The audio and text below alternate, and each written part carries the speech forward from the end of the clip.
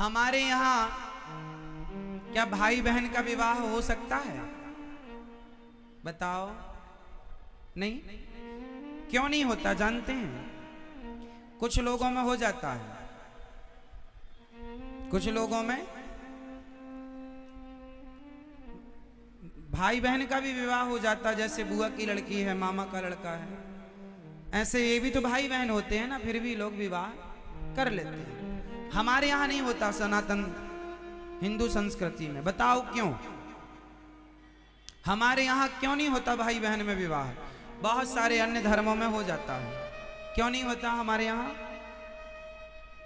हमारे यहाँ इसलिए नहीं होता, अच्छा कुत्ता बिल्ली में भी विवाह हो जाता है। कुत्ता बिल्ली को थोड़ी पता कि ये हमारी माँ है, ये हमारी बहन है। क्यों जी? कुत्ता बिल्ली को भी नहीं पता होता। जो उसकी बहन है वो उसी के साथ रमण कर लेता है, जो उसकी माँ है कुत्ता बिल्ली उसी के साथ रमण कर लेते हैं, क्योंकि वो जानवर हैं। और आज यही लक्षण यदि इंसानों में होने लग जाएं तो उन जानवरों में और इंसानों में अंतर क्या रहेगा?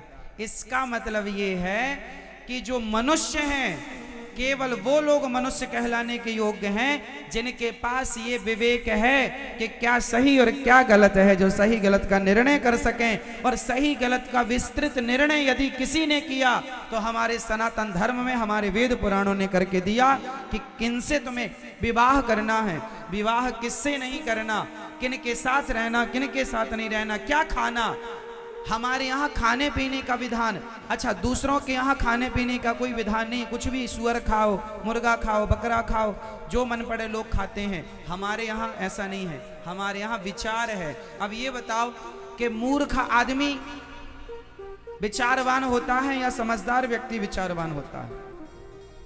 जोर से। अरे जो विचारवान होगा वो समझदार ही होगा। मूर्ख आदमी विचारवान हो जाए तो समझदार नहीं हो जाएगा। समझ रहे हैं? हम सनातनियों के पास क्या है? खाने का विचार। हमारे यहां सवेरे जागने का विचार है, जल्दी जागो। खाने पीने, सोने, जागने, उठने, बैठने, बोलने, बताने का विचार हमारे सनातन धर्म में है। अन्य धर्मों में इतना विचार नहीं होता, हाँ या ना? हमारे यहाँ विवाह में बहुत सारा विचार होता है, अन्य धर्मों में इतना कुछ विचार। इसका मतलब क्या है? इसका मतलब यह है कि मनुष्य तो बहुत हैं, पर मनुष्य होके भी आज भी उनके आचरण जानवरों से मैच कर रहे हैं, तो वो मनुष्य रूप में जानवर ही हैं, जिन्हें ना खाने का ज्ञान, ना विवाह करने का ज्ञान, किससे करना है किससे नहीं करना, किसके संग रहना है किसके। हमारे यहाँ ये मानव का शरीर जो मिला है ना, भोग भोगने के लिए नहीं। हम लोग बहिर्मुखी नहीं हैं, हम लोग अंतर्मुखी हैं। हमारे यहाँ भगवान राम ने विवाह कितने किए जरा बताओ? भगवान राम ने कितने विवाह किए? जोर से। राम जी के पिता श्री दशरथ जी ने कितने किए थे? जब उनके पिता ने 3 किए तो राम जी भी तो कर सकते थे 3, 4, 10, 20। राम जी ने 1 विवाह किया और हम जैसे लोगों को मैसेज दिया कि भैया तुम्हारा ये मानव शरीर जो है ये विवाह करने के लिए नहीं, 1 विवाह कर लिया पर्याप्त है। 1 विवाह भी क्यों? अच्छा बताओ हमारे यहाँ विवाह क्यों होता है? आपका भी विवाह हुआ है, बताओ क्यों हुआ विवाह? आपका विवाह हो चुका, क्यों हुआ आपका विवाह? विवाह के पीछे का कारण क्या है? साइंटिफिक उद्देश्य बताओ।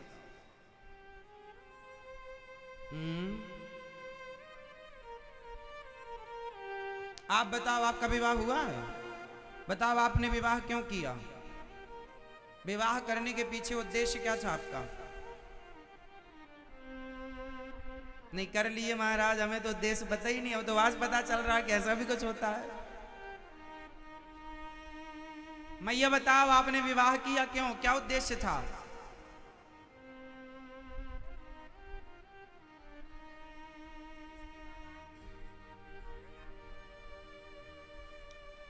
आपका विवाह हुआ, बताओ क्यों किया आपने विवाह? विवाह के पीछे उद्देश्य क्या था?